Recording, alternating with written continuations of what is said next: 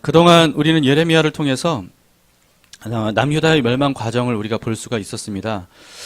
그리고 하나님께서 세우셨던 나라와 민족인 북이스라엘과 남유다가 왜 결국은 멸망하게 되었는지 이 과정들을 우리는 그동안 볼 수가 있었습니다. 남북 이스라엘은요, 사실 분열과 분쟁이 끊이지 않았습니다. 부정과 부패가 극심했습니다. 빈부격차도 극에 달했습니다. 그리고 부자와 권력자들은 가난하고 힘없는 백성들을 무시하고 억압하고 그리고 착취했습니다. 왕과 관료들은 뇌물에 눈이 멀었어요. 그래서 정의와 공의를 배반하고 자신들의 유익을 따라 구부러진 판결을 많이 하게 됐죠. 백성들은 어리석어서 앞뒤를 분별하지 못했습니다. 옳고 그름을 깨닫지 못했습니다. 그래서 성적으로 극심하게 타락했고 최소한의 도덕적인 윤리적인 기준조차도 완전히 무너내리는 그런 모습들을 보여주게 됐습니다. 저는 지금 쭉 말씀드린 것이 이제 그 당시 남북 이스라엘의 멸망 원인에 대해서 이제 나열을 한 건데 들어보시니까 어떠신가요? 별로 낯설지가 않죠. 별로 낯설지가 않습니다. 이거 왜냐하면 우리나라도 반만년 역사 동안 쉽게 볼 수 있었던 그런 내용들이잖아요. 특히나 뭐 고려 또 조선 이제 이런 나라들 망하기 전에 그런 이와 같은 모습들이 얼마나 많이 극심했었는지 우리는 역사를 통해서 알 수 있죠. 사실 우리나라뿐만 아니고 세계 역사를 보면 이런 모습들을 흔하게 볼 수 있었습니다. 근데 이때 남북 이스라엘도 그랬고 결국은 망하게 됐다는 겁니다.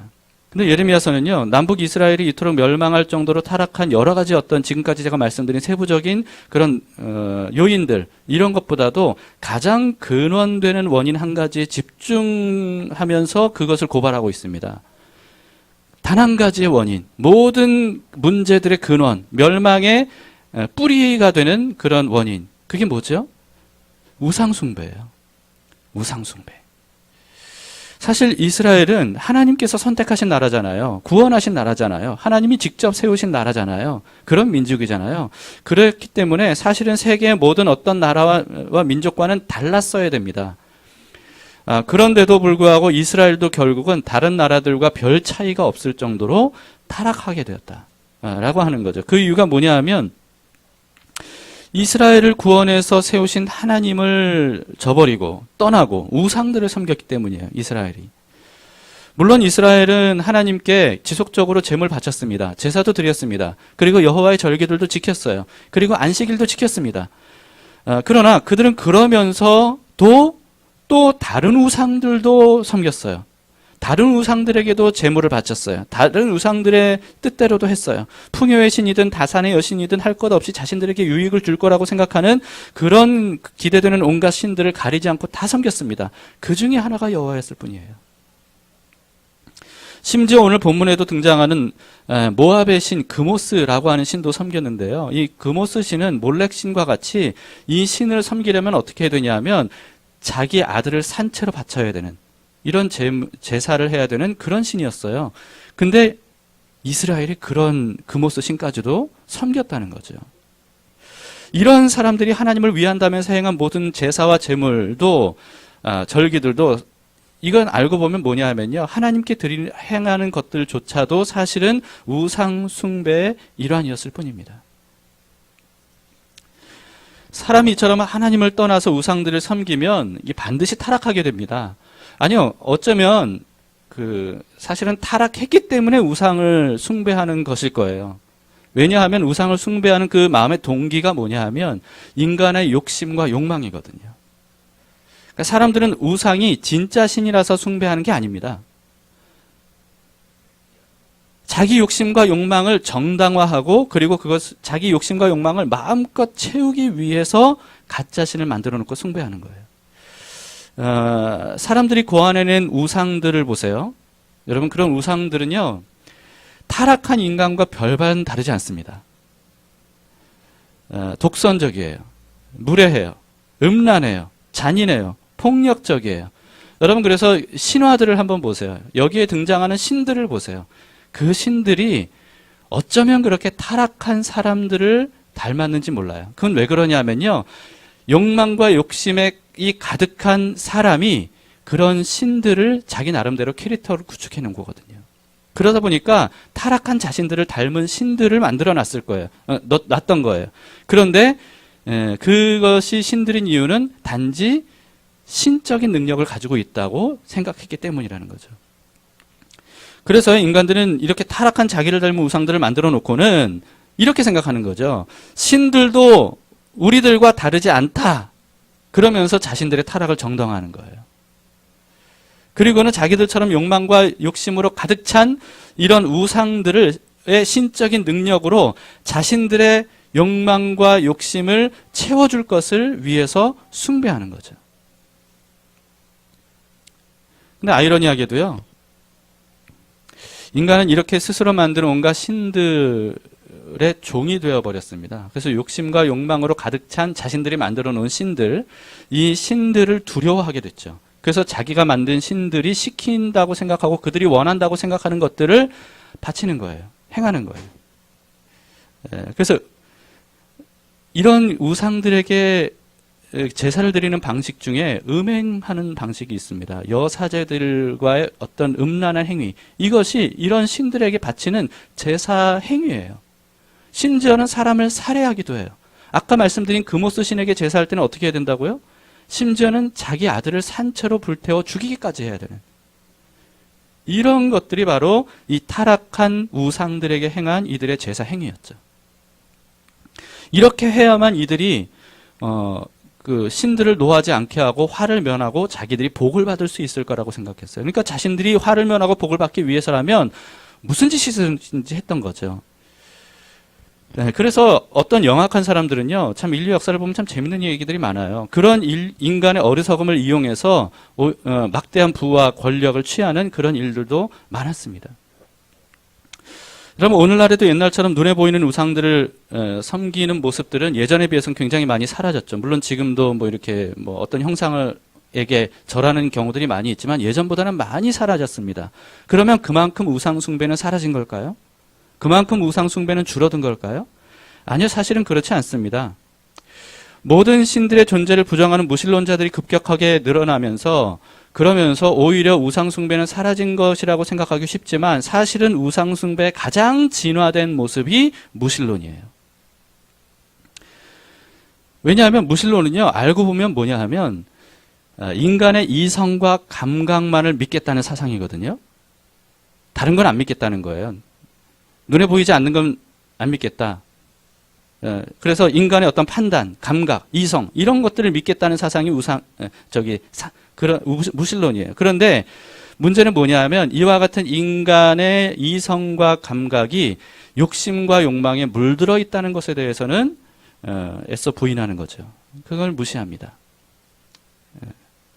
그래서 현대인들이 무신론에 열광하는 이유가 뭐냐 하면 사실은 알고 보면 자기들의 욕심과 욕망대로 살고 싶은 동기가 가득하거든요.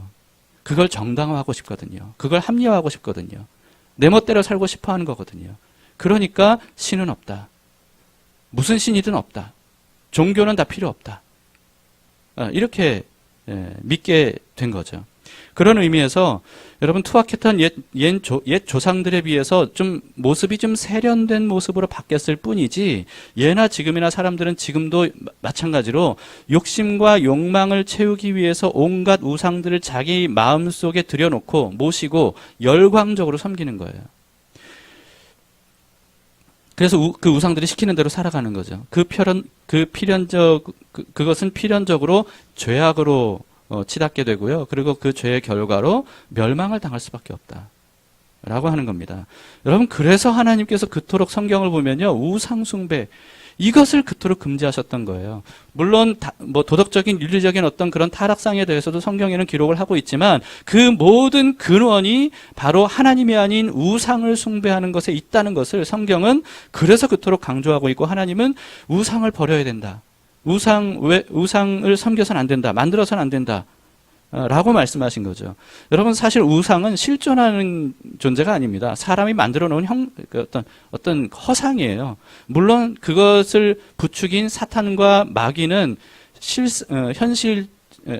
실존하지만, 그러나 사람들이 생각하는 그런 신들, 우상들은 다 실존하지 않습니다.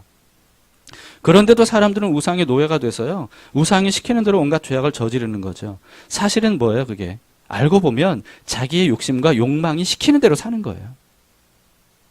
그 결과는 하나님의 심판과 멸망이죠. 근데 안타깝게도 하나님이 선택하셨고 하나님이 구원하셨던 이스라엘도 이런 똑같은 우상 숭배에 빠지게 됐던 겁니다. 그래서 이스라엘은 온갖 죄악들이 가득하게 됐어요. 하나님께서 예레미야를 비롯해서 수많은 선지자들을 보내셨고요. 그 선지자들을 보내셔서 이들을 일깨우고 그리고 또 온갖 죄와 죄의 근원이 우상 숭배를 멈추라고 수많은 경고를 하셨음에도 불구하고 사실은 이들은 끝까지 자기 잘못을 회개하지 않았고 회개하지 않은 이유는 사실은 깨닫지조차 못했습니다. 결국 남북 이스라엘은 죄의 결과로 우리가 이미 보았다시피 다 멸망당하고 말았죠. 여러분, 이건 하나의 어떤 공식인 것 같아요. 여러분도 어렵지 않으니까 한번 기억하세요. 인간의 욕심은 우상을 만듭니다. 우상을 낳습니다. 그리고 이 우상 숭배는 반드시 죄악을 낳아요. 그리고 이 죄악은요, 결국은 멸망을 낳습니다.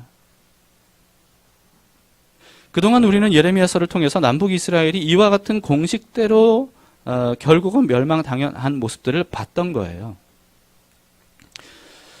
자, 그런데요, 예레미야서 46장부터는 이스라엘뿐만 아니라 다른 이방 나라들도 비슷한 이유로, 같은 이유로 사실은 망할 것임을 예고하고 있는 것을 우리가 보고 있는 겁니다. 46장은 애굽의 멸망에 대해서 예고하고 있고 47장은 블레셋, 48장은 오늘 우리가 읽은 본문이죠. 모압, 그리고 또 49장은 암몬과 에돔과 여러 도시 국가들, 그리고 50장부터는 드디어 바벨론도 똑같은 이유로 망하게 될 것이다 라고 하는 것을 하나님께서 예고하시는 말씀들입니다. 여러분, 사실 지금까지 이 말씀을 들어보니까 어떠신가요? 요즘 큐티 본문들은 이게 다 망한다는 내용들이에요. 너도 망할 거고 쟤도 망할 거고 저기도 망할 거고 다 망할 거야. 이런 내용들이에요. 이게 망한다는 내용이니까 이게 얼마나 이게 참 껄끄럽습니까? 읽기도 어렵고 이게 똑같은 말씀인 것 같고 이게 우리하고 무슨 상관인가 싶기도 하고 또 별로 기분 좋은 축복의 말씀들이 아니다 보니까 그러니까 자꾸 이게 뭔가 좀 거부감이 들기도 하고 그러니까 이 예레미야를 그래서 보기가 힘든 거죠. 여러분, 그러나 위험한 것을 위험하다고 말해주는 것은 이건 굉장히 필요한 거잖아요. 그러니까 하나님께서 그걸 하신다는 거죠. 위험한데도 불구하고 안 위험해 이렇게 말하는 것은 그건 축복이 아니라 저주예요. 그런데 하나님께서 위험한 것을 위험하다고 말씀하시는 것이 바로 예레미야서라는 거예요. 그래서 이 과거의 이 역사들 이런 것들을 통해서 우리가 배워야 되는 겁니다. 역사를 가르치는 이유가 뭐예요? 잘못된 역사를 반복하지 않기 위해서잖아요. 마찬가지입니다. 하나님께서 이런 그 여러 나라와 민족들의 멸망 원인이 우상 숭배에 있다라고 하는 것을 성경이 기록하시면서 그들의 결국은 멸망이었다라고 하는 것을 우리에게 알려주시는 이유는 그런 잘못을 반복해서는 안 된다는 거예요. 그러니까 위험하니까 너희도 그래서는 안 된다라고 하는 걸 알려주시는 거죠. 그러니까 이런 말씀에 우리가 귀를 기울이지 않으면 그러면 우리가 위험한데도 위험한 줄 모르는 거죠. 우리가 병원에 가면 의사 선생님 말씀 한마디 한마디에 막 경청하지 않습니까? 저도 이제 병원을 많이 갔었기 때문에 그럴 때요, 사실 어떤 때는 이게 한 번 들어서는 의사 선생님이 뭐라고 했는지 기억이 안 날 때가 많거든요. 그러니까 막 녹음까지 잠깐 녹음할게요 그러고는 켜놓기도 하고 그랬었어요. 전문 용어들 막 얘기하면 무슨 말인지 모르니까. 근데 여러분, 그렇게 의사의 나에게 뭐가 위험한지를 알려주는 그 한마디 한마디도 이렇게 열심히 듣고 그리고 그대로 해야 되는 건데 우리의 이 흥망성쇠가 달려있는 하나님의 이 경고의 말씀들 이런 것들을 우리가 귀담아 들어야 되잖아요. 맞죠? 귀담아 듣고 계시는 거죠? 네.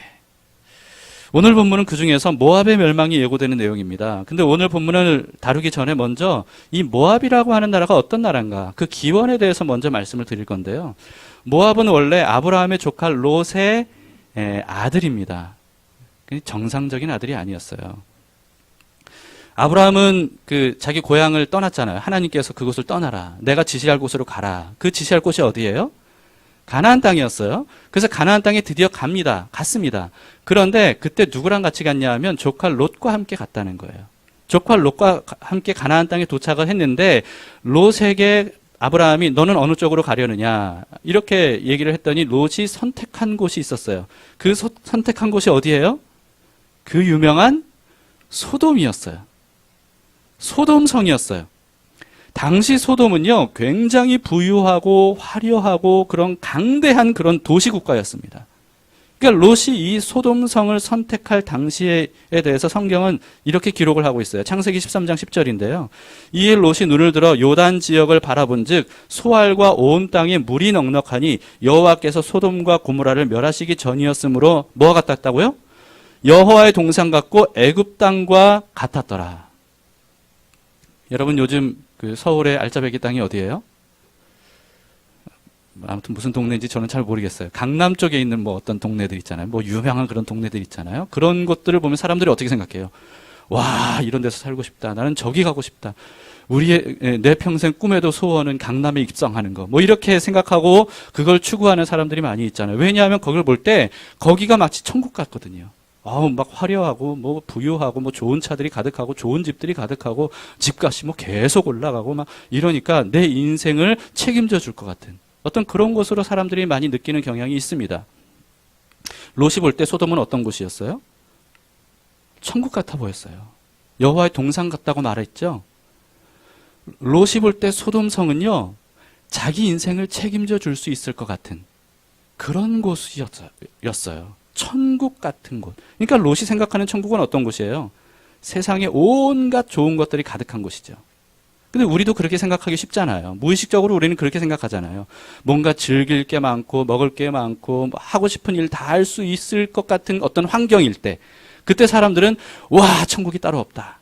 이렇게 말하죠. 우리는 무의식 중에 그런 생각이 있어요. 좋은 것들이 가득한 곳.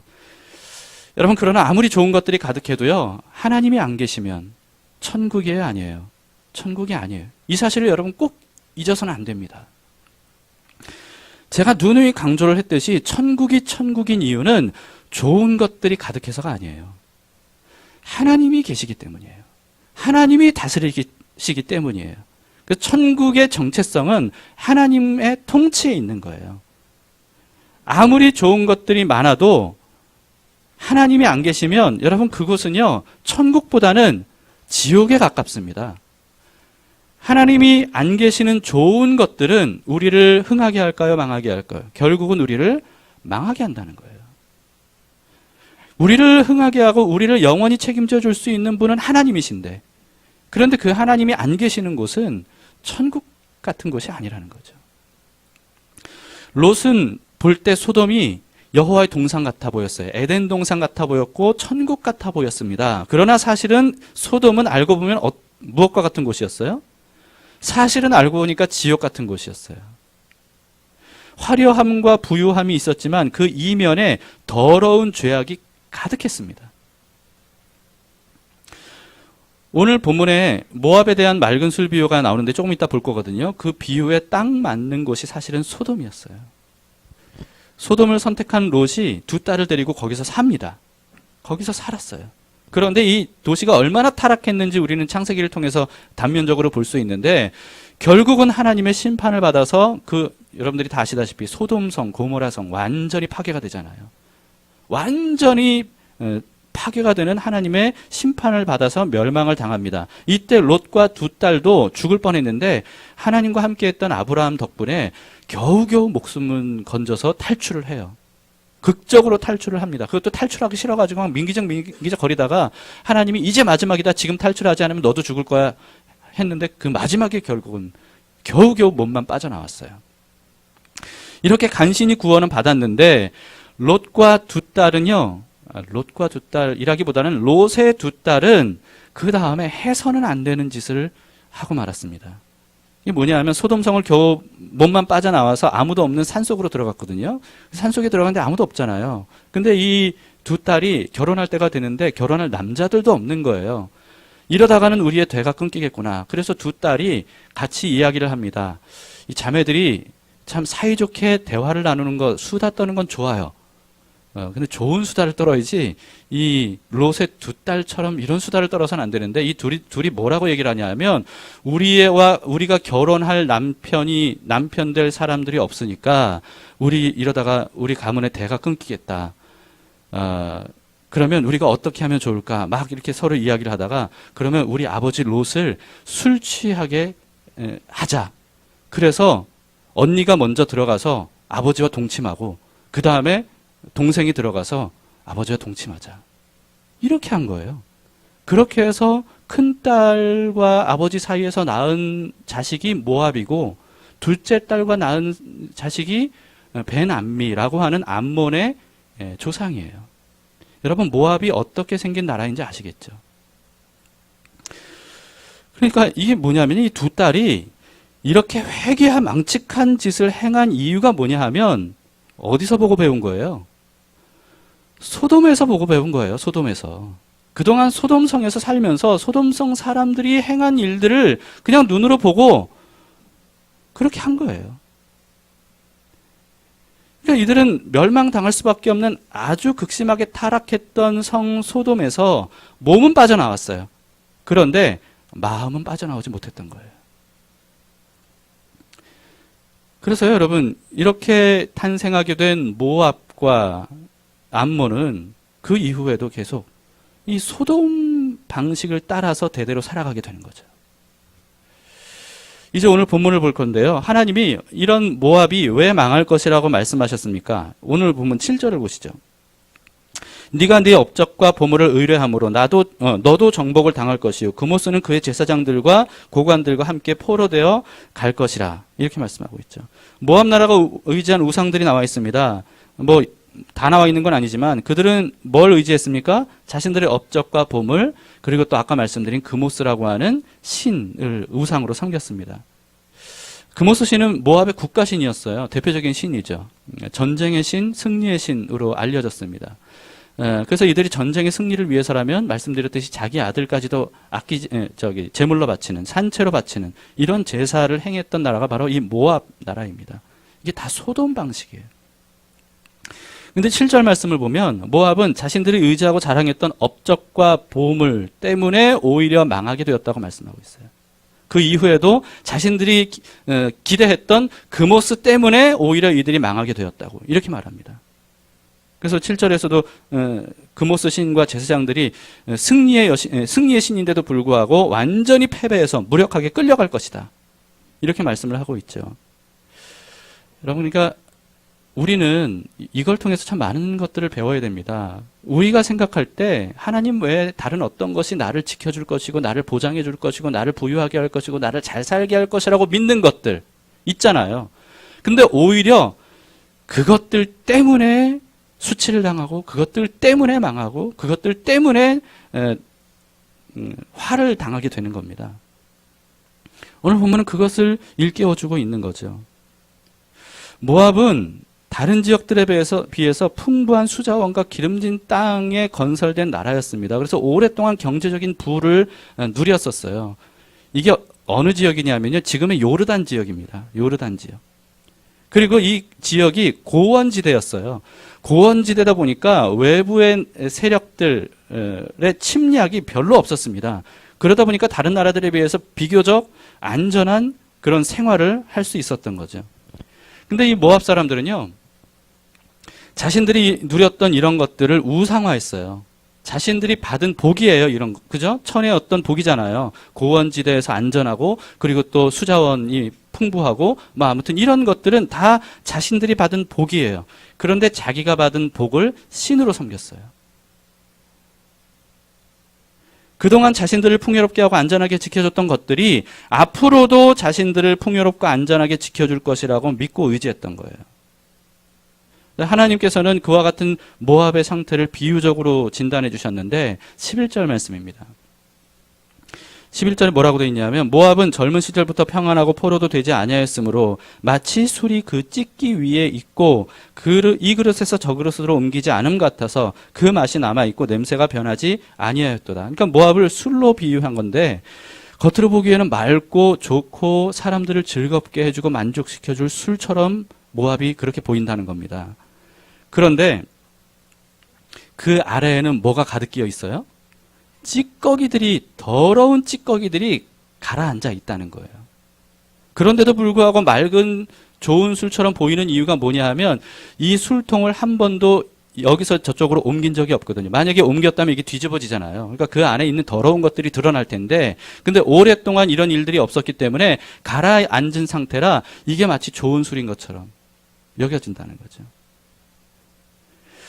여러분, 그래서 무슨 뜻이냐면 모압은 부유하고 평안하고 안전해 보였어요. 그러나 사실은 언제든지 버림받고 망할 이유가 오랫동안 가득 내재되어 있는 어떤 그런 상태라는 거죠. 이것을 하나님께서 진단해 주신 겁니다. 너희 모압, 지금 안전하다고, 오랫동안 안전하다고 자부하고 있지, 오랫동안 부유하다고 자부하고 있지, 너희는 영원히 경고할 거라고 그렇게 자부하고 있지, 그래서 너희들이 받은 그 복을 자랑하고 있지, 그러나 너희는 뒤집어질 거야.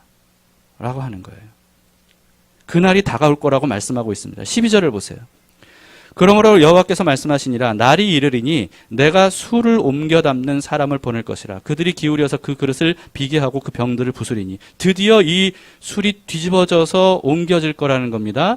무슨 뜻이냐면 모압이 결국은 바벨론으로 끌려갈 것을 말씀하고 있어요. 여기서 술 옮기는 사람은 누구예요? 바벨론의 느부갓네살 왕을 말하는 겁니다. 그러니까 모압이 의지하고 자랑했던 것들이 얼마나 거짓되고 사실은 허망한 것들이었는지 이것을 만천하에 이 더러운 것들이 드러나듯이 그렇게 드러나게 될 것이라고 하시는 그런 말씀이죠. 오늘 본문 13절도 보세요. 이스라엘 집이 베델을 의뢰함으로 수치를 당한 것 같이 모압이 그못으로 말미암아서 수치를 당하리라.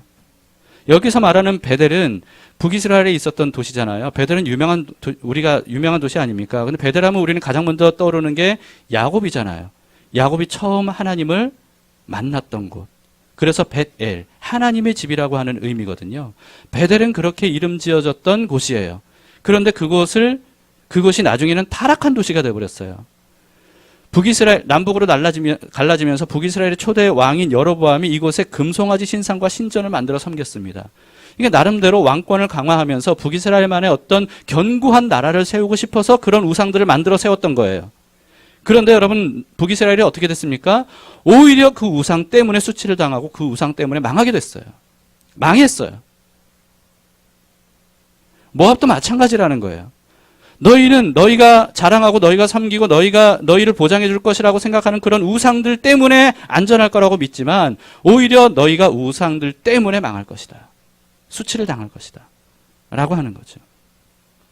결국 이 예언대로요. 모압은 582년 그러니까 남유다가 멸망한 다음 해에 바벨론에 의해서 완전히 멸망을 당하게 됩니다. 자, 여기까지가 오늘 본문에 대한 설명이었습니다. 어떻게 여러분들이 귀담아 잘 들으셨는지 모르겠습니다. 이제는 우리 스스로를 한번 생각해 보죠. 우리도 하나님 아닌 것들을 믿고 의지하는 마음이 있지 않는가 하는 것을 점검해 봅시다. 혹시 우리도 돈이나 직장이나 부모 또는 자녀, 배우자, 어떤 건강, 지식 경험, 인맥, 학력 뭐 이런 어떤 것들을 우리가 하나님보다 더 섬기는 우상으로 여기고 있지 않는가라고 하는 거죠. 근데 지금 제가 이렇게 쭉 나열한 것들, 여러분 이 중에 나쁜 것들이 있나요? 이 자체로 나쁜 것들이 있나요? 아니요, 그렇지 않아요. 사실은 다 좋은 것들이에요. 하나님께서 주신 복들이죠.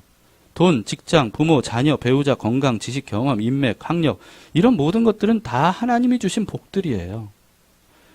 그런데 우리가 항상 알아야 되는 건 뭐냐면요.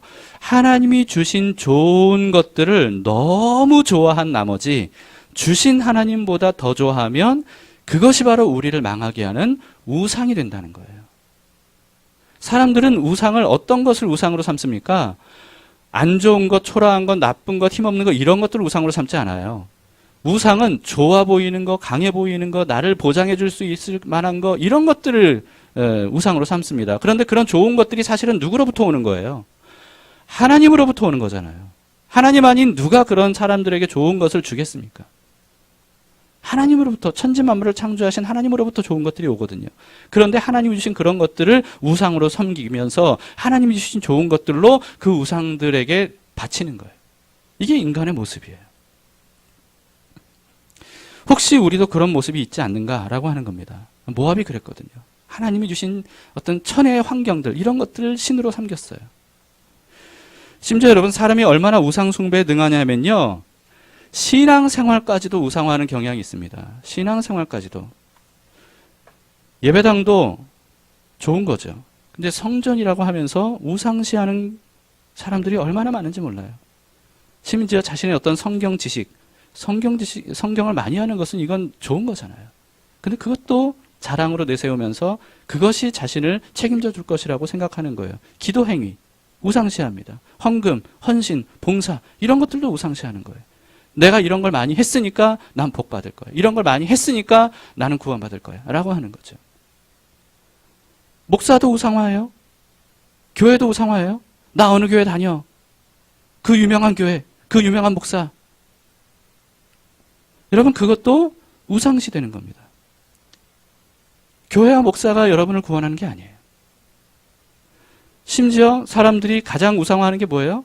십자가. 예수 그리스도의 구원을 상징하는 그 십자가. 그 십자가조차도 우상화한 지가 얼마나 오래됐습니까? 근데 이런 것들 중에 나쁜 게 하나라도 있어요? 아니에요. 모두가 다 하나님이 주신 좋은 것들이고 거룩한 것들이에요. 아름다운 것들이에요. 그런데 이 모든 그것들을 주신 하나님보다 더 좋아하고 더 사랑하면, 그러면 그게 우리를 망하게 하는 우상이 된다는 거예요.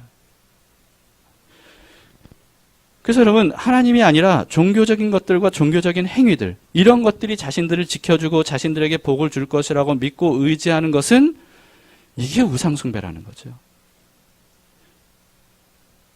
여러분, 우리가 그래서 정신을 바짝 차려야 됩니다.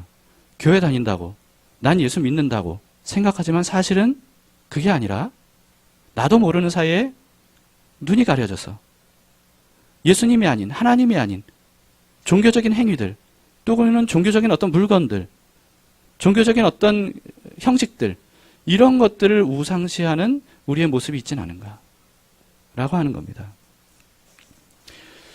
여러분, 그래서 한국교회, 해외교회는 제가 모르겠고, 한국교회를 보면 교회 다니고 예수 믿는다고 하면서도 사실은 세상에 예수 믿지 않는 사람들과 별반 다르지 않은 삶을 사는 사람들이 이 기독교계에 너무나도 많잖아요.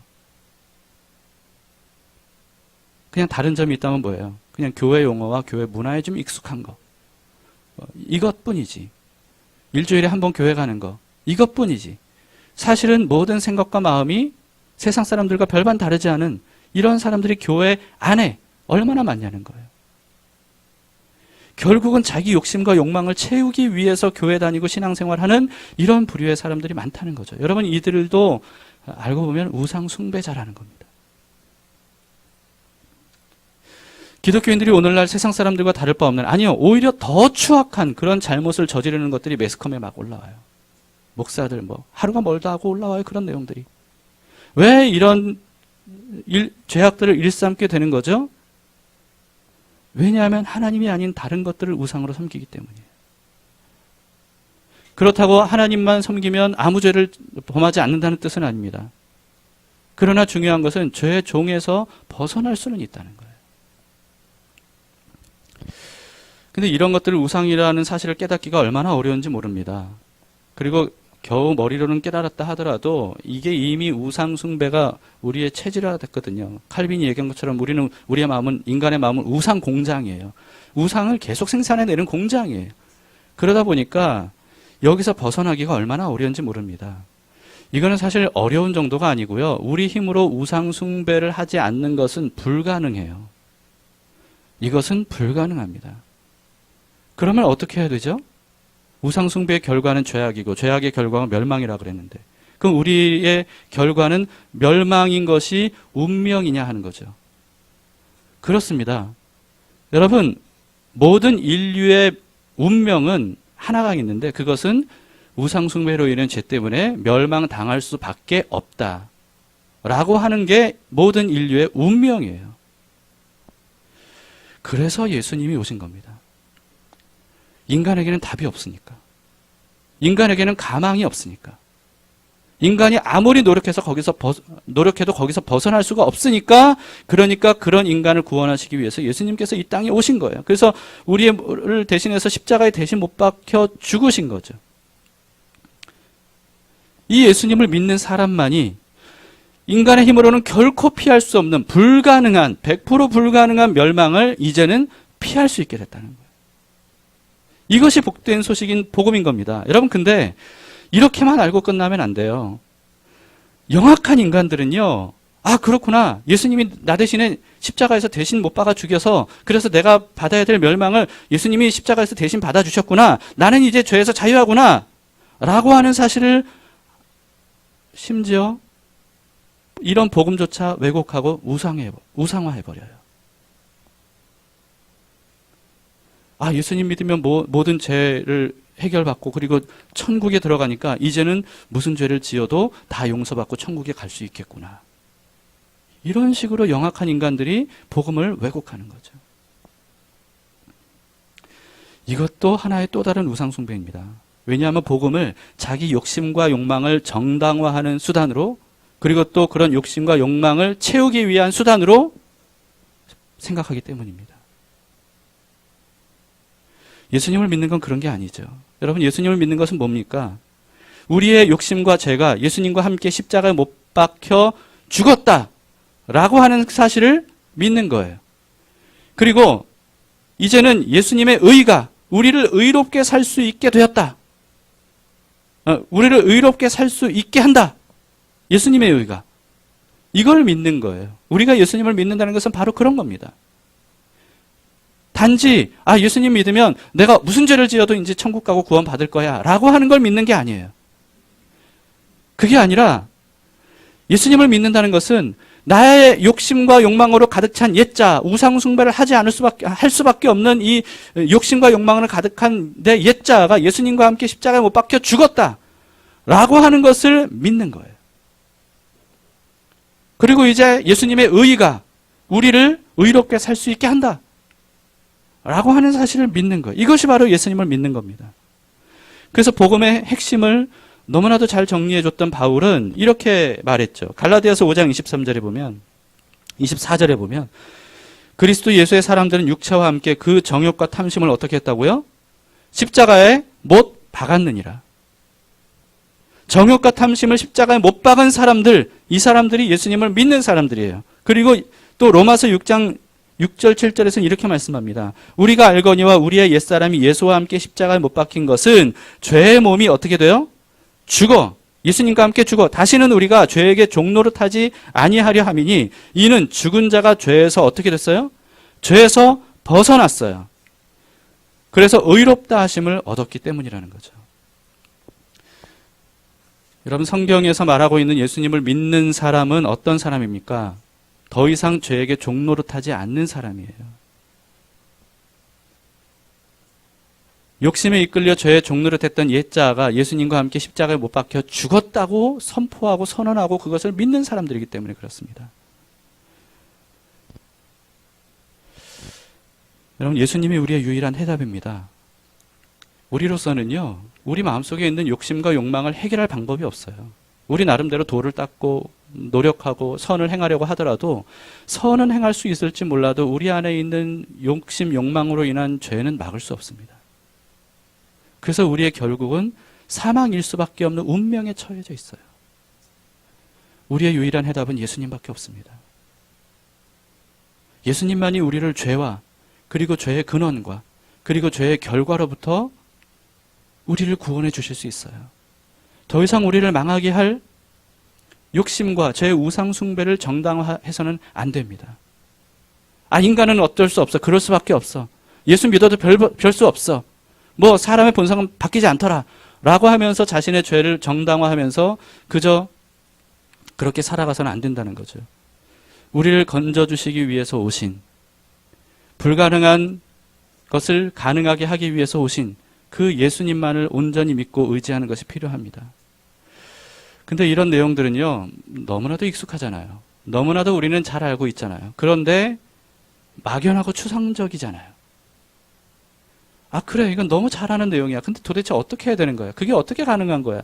라고 생각하는 분들이 너무나도 많습니다. 이게 참 그럴 때마다 안타까워요. 저도 어떻게 설명을 드릴 방법이 없어요. 이렇게밖에는. 그저 말씀드릴 수밖에 없는 것은 지속적으로 예수님을 부르세요. 예수님을 생각하세요. 예수님께 달려가세요. 예수님께 기도하세요. 그러다가 드디어 어느 순간에 예수님을 딱 만나는 이런 순간이 올 거예요. 그러면 이거구나. 이런 걸 말하는 거였구나. 그때서야 비로소 알게 됩니다. 여러분들 중에 우리 담길 네이버 카페에 자주 들어오시는 분들이 계시는지 모르겠는데 영성일기가 이제 지속적으로 올리는 분이 1명, 2명 정도 이렇게 되거든요. 근데 이틀 전에 이제 아내가 영성일기에 이런 글을 썼습니다. 이제 무슨 옷을 찾으려고 하는데 못 찾겠는 거예요. 이게 어디 갔지? 막 오리무중인 거예요. 그러다가 드디어 발견을 했어요. 찾으려고 해서 찾는 게 아니라 어쩌다 보니까 발견을 했대요. 그런데 그러고 나서 이런 내용을 쓴 거예요. 기억이란 참 이상하다. 그토록 기억해내려 할 때는 전혀 생각나지 않다가 물건을 찾고 나서 보면 거짓말같이 그때의 일들이 선명하게 떠오른다. 내가 그때 여기에 잘 정리해뒀지. 그걸 보니까 발견하니까 생각나는 거예요. 하나님을 만나는 일도 비슷한 것 같다. 하나님을 만나 내 마음이 그분의 충만으로 가득 차면 그제서야 하나님을 모르던 5년 전에 내가 외로움에 사무쳐 몸부림쳤던 게 왜 그런 건지, 10년 전 왜 내가 인생의 허망함에 견딜 수 없어 했는지가 보인다. 그때도 내 영혼이 하나님을 찾고 있었다는 걸, 내 영혼은 하나님을 필요로 하고 있었다는 걸 그제서야 깨닫게 되는 것이다. 여러분 마찬가지입니다. 예수님을 믿고 예수님과 동행하고 예수님과 함께 죽고 예수님과 함께 사는 게 뭔지 모를 때에는요, 이게 너무 막연해요. 너무 어려워요. 도대체 어떻게 하라는 거야? 믿으라고 하는데 믿는 게 뭐야? 예수님과 교제하라는데 그게 뭐야? 이렇게 생각될 수 있어요. 예수님이 나 대신 살아주신다는 게 뭔지 감도 안 잡혀요. 너무 추상적이고 관념적이에요. 그러다 보니까 어떻게 생각하냐면 예수 믿는다는 사람들도 다 이런 식인가 보다. 이렇게 생각해요. 아니면 이들도 예수 믿고 구원받는다는 게 다 거짓말이야 라고 생각하는 사람들도 있어요. 그러나 여러분 알고 나면 이런 거였구나. 이렇게 쉬운 걸. 이렇게 현실적인 걸. 이렇게 실제적인 걸. 그렇게 되거든요. 마치 여러분 어떤 제 친구에 대해서 제가 여러분들에게 묘사를 한다고 생각해 보세요. 내 친구가 있는데 내 친구는 뭐 이런 친구야, 이런 성격이고 이런 키고 이런 일들이 있었고, 그 친구에 대해서 여러분들에게 말씀드려도 여러분들이 그 친구를 직접 만나보지 않으면 너무 추상적이에요. 도대체 어떤 사람이라는 거야? 이렇게 되는 거예요. 그러나 직접 만나서 대화를 해보면 이 사람에 대해 이렇게 설명한 게 이런 거였구나. 이걸 알게 되는 거예요. 그래서 여러분들에게 말씀드릴 수밖에 없는 것은 어쩔 수 없습니다. 결국은 여러분들이 직접 예수님을 만나게 될 그때까지 그 예수님을 지속적으로 생각하세요. 그분을 시시때때로 부르세요. 만나고 싶다고 기도하세요. 알려달라고 요청하세요. 그러다가 어느 순간에 정말 예수님을 인격적으로 만나는 그 순간이 시작될 때가 있어요. 그러면 그때 이렇게 쉬운 거였구나. 이랬던 거였구나. 그동안 추상적으로 알고 있었던 것들이 얼마나 현실적이고 실제적인지 그것을 깨닫게 될 겁니다.